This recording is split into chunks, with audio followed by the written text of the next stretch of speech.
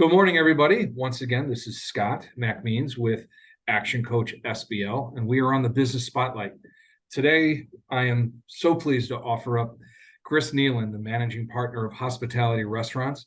They have a portfolio of different restaurants that you can enjoy a good cocktail, a great dinner, and unbelievable service.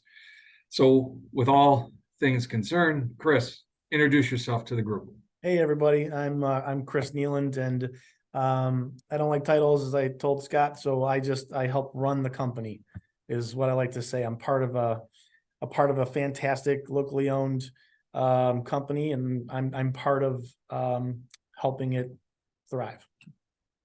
Excellent.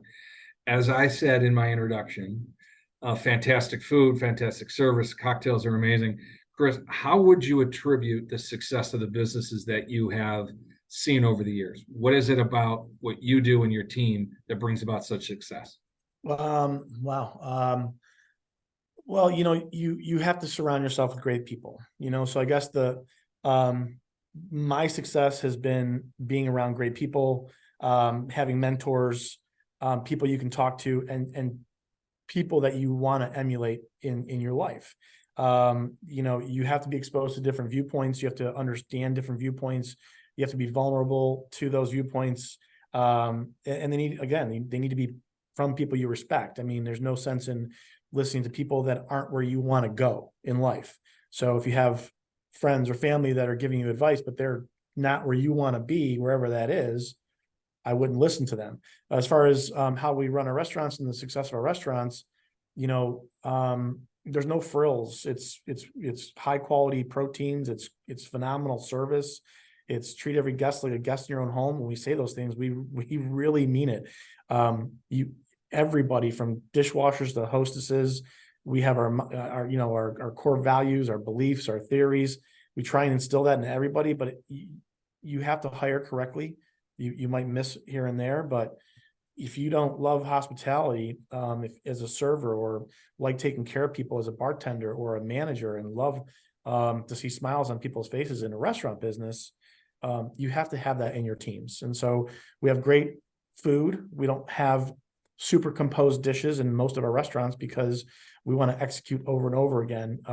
Simple things, quality protein, high quality protein, the best you can get, with great sides that anybody would come in and have a great meal. I mean, if you can do that experience over and over again, people have hard-earned money they need to spend. I wouldn't want to go risk it on some place I just don't know is going to make me happy. And we try and make everybody happy that walks through the door. Excellent explanation. And through personal experience, I can say phenomenal experience being in one of your restaurants. So I appreciate what you and your team have built. So when you look at your work and your life balance, how is it that you bring those things together? Because everybody has a perception of what it's like to run a restaurant, right?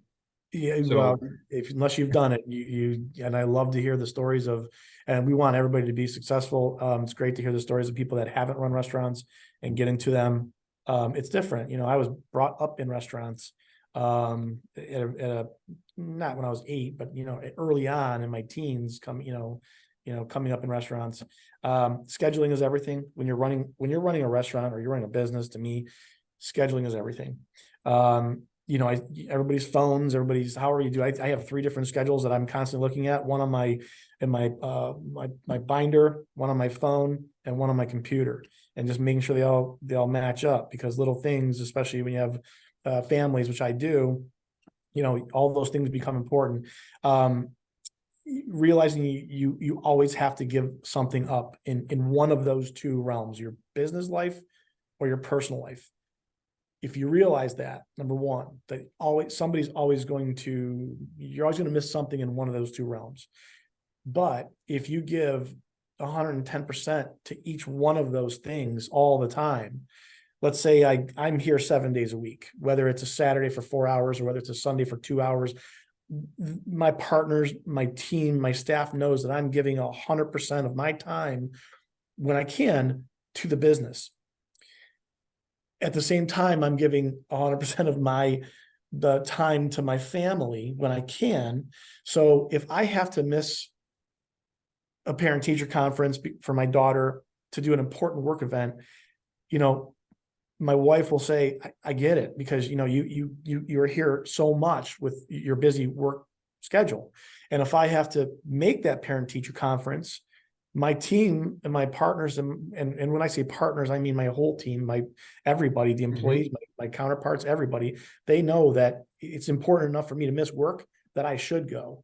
So when you are, I think the misses are when you don't give 100% of your energy, time, and effort into one of your two realms, your work or your personal life, then people are just going to think, well, you're going to another thing.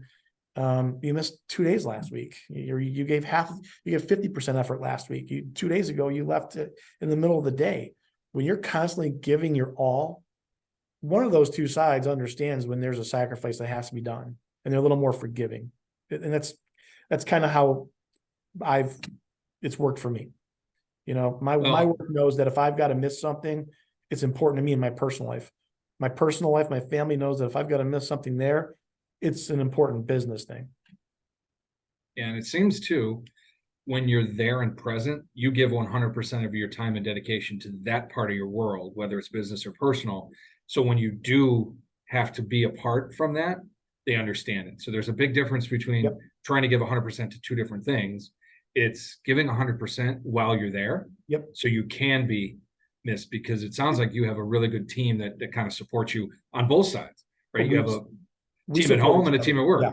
It's been great. My wife was in the business, so she knows how crazy it can get. And my team it's not my team. I don't say my team. It is not my team. We are a team.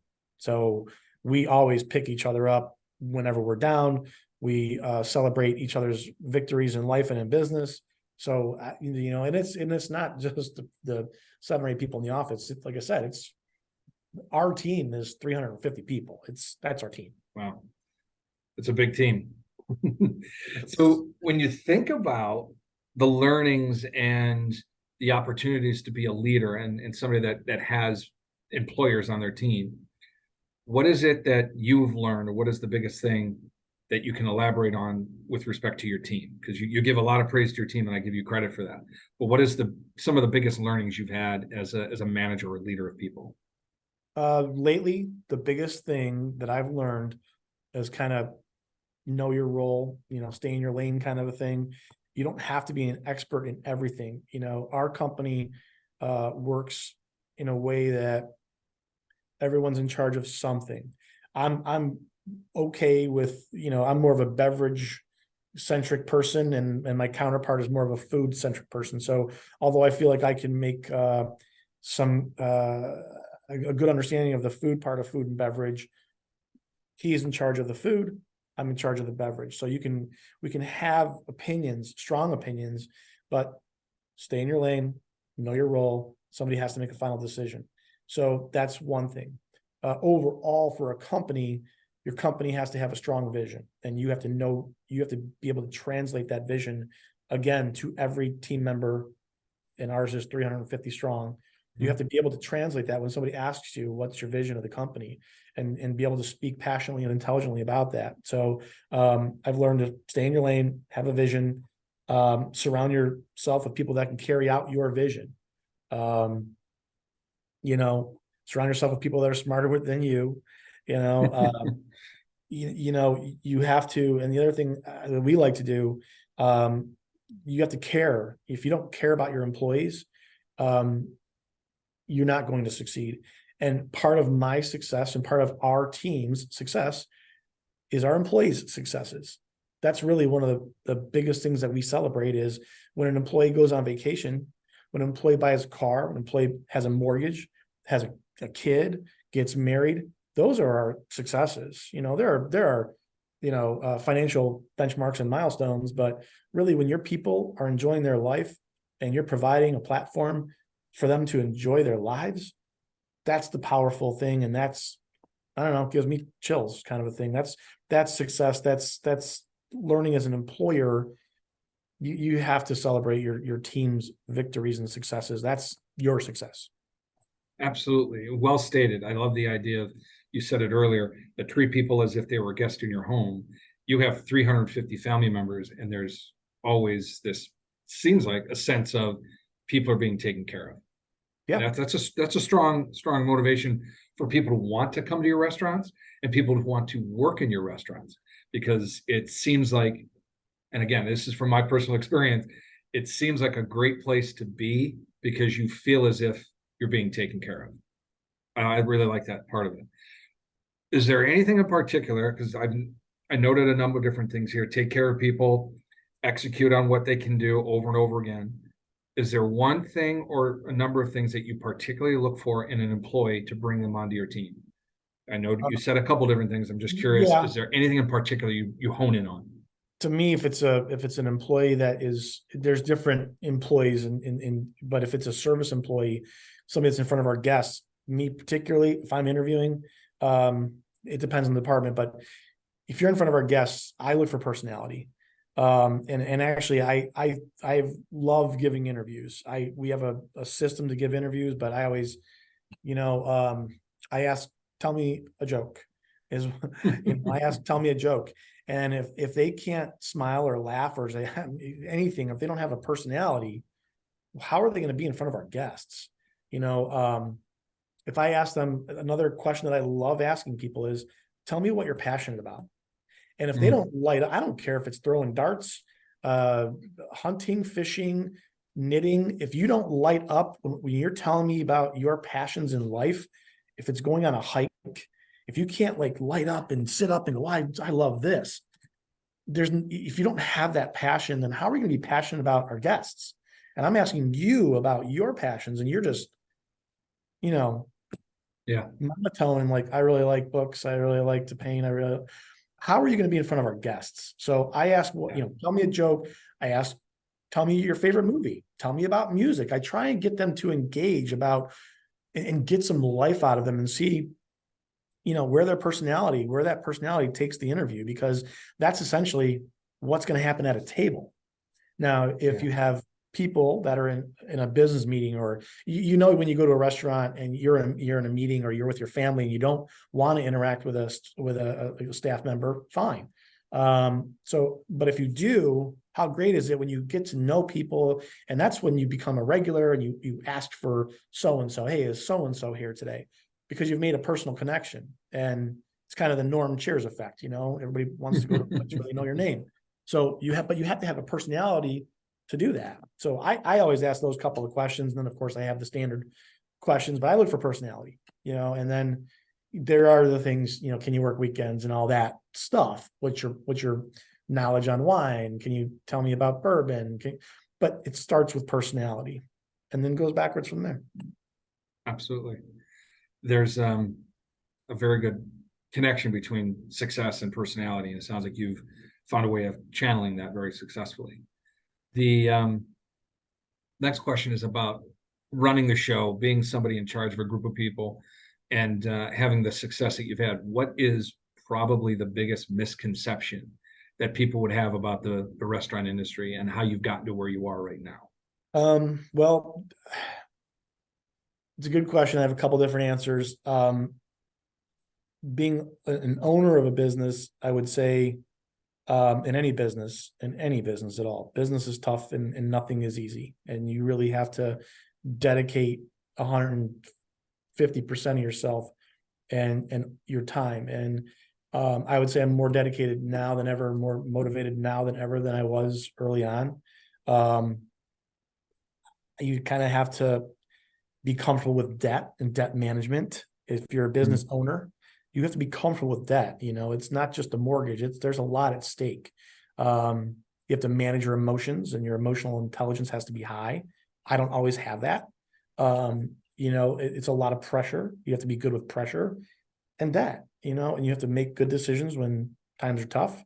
Without any pressure, there are no diamonds, so you have to be comfortable with the highs and lows, and you have to be obsessive about your business, but be able to let go a little depending on what's going on. So you have to be able to let go at some point, like we talked about earlier.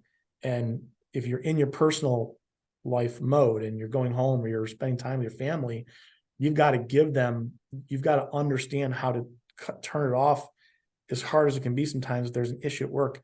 And one of my partners are very good about that. You know, they do that. We always are always working, but I think we can still let go a little bit and enjoy our personal time. So I would say owning a business, running a business, those are some pieces of advice. Being comfortable with being comfortable with being uncomfortable. Do the uncomfortable things, you know, without pressure. There's no diamonds. Pressure makes you grow.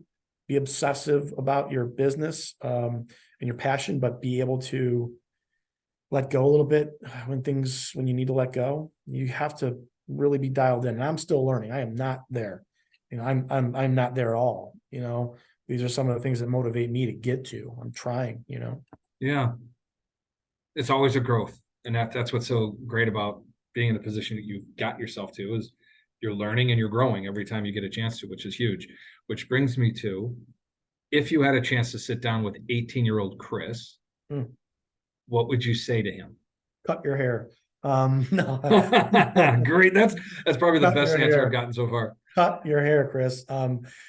I would say no, because I know 18-year-old Chris. I would say work harder, invest, $10 a month, like my dad has been telling me for 20 years. Chris, if you put $20 a month, you know, blah, blah, blah, invest, save.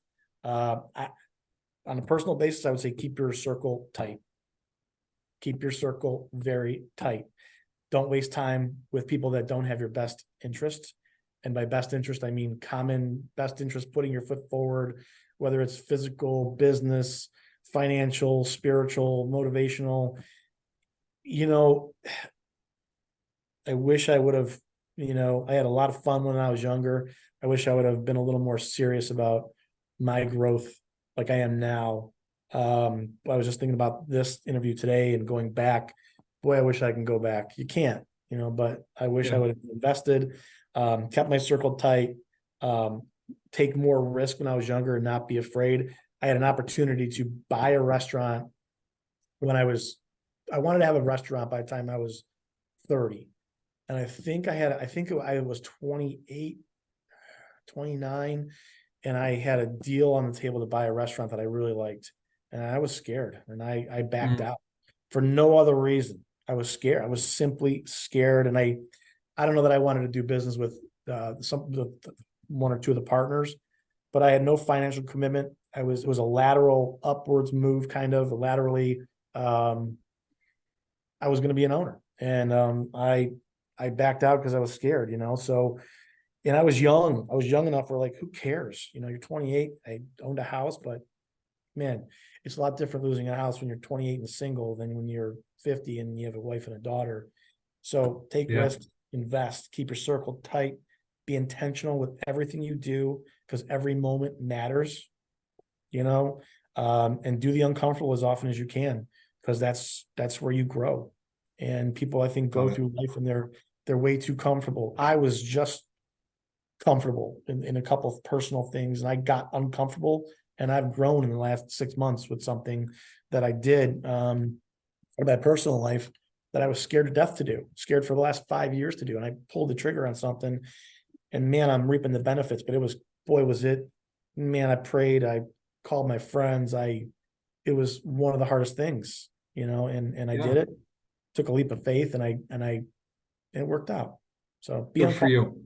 Yeah, keep your even now I want my circle of my friends to be the top 1%ers, and the people that are motivating me to grow, that are pushing me to my limits, that are smarter than me, better than me.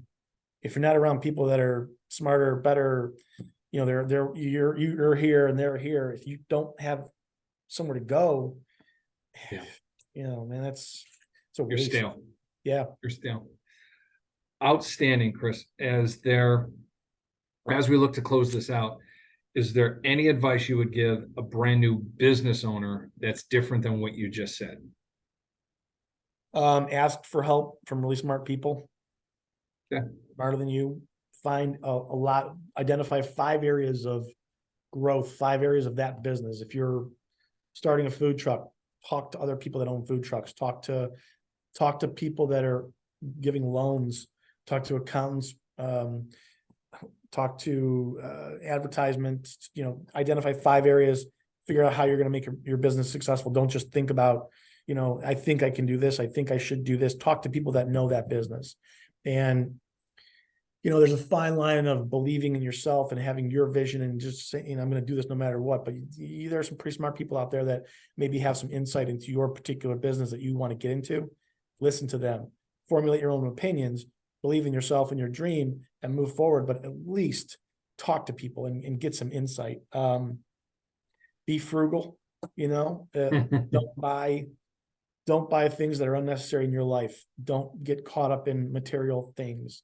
If you need a couple nice shirts, I have a nice shirt on. It's a cool shirt. I won't buy 6 of these things. I got 2, I got a kind of watches, or I love watches. I had one really nice watch. I'm not buying another really, really nice watch for a long time. Know what your personal nut is every month. Don't exceed it, or don't spend more than you have. And uncover all those rocks where you can find pennies. Look at every aspect of your business and never be satisfied. And know that there's always a way to get 1% better every day. Oh, that 1% is huge. I love that. Thank you for saying that. Yeah. 1% better every day. Do that, and you're growing every day. And in 5 Absolutely. ways, it's work. You have to work at this. I don't want to get up at 6:30 in the morning to go do 20 minutes on a bike and do 60 push-ups, but I do.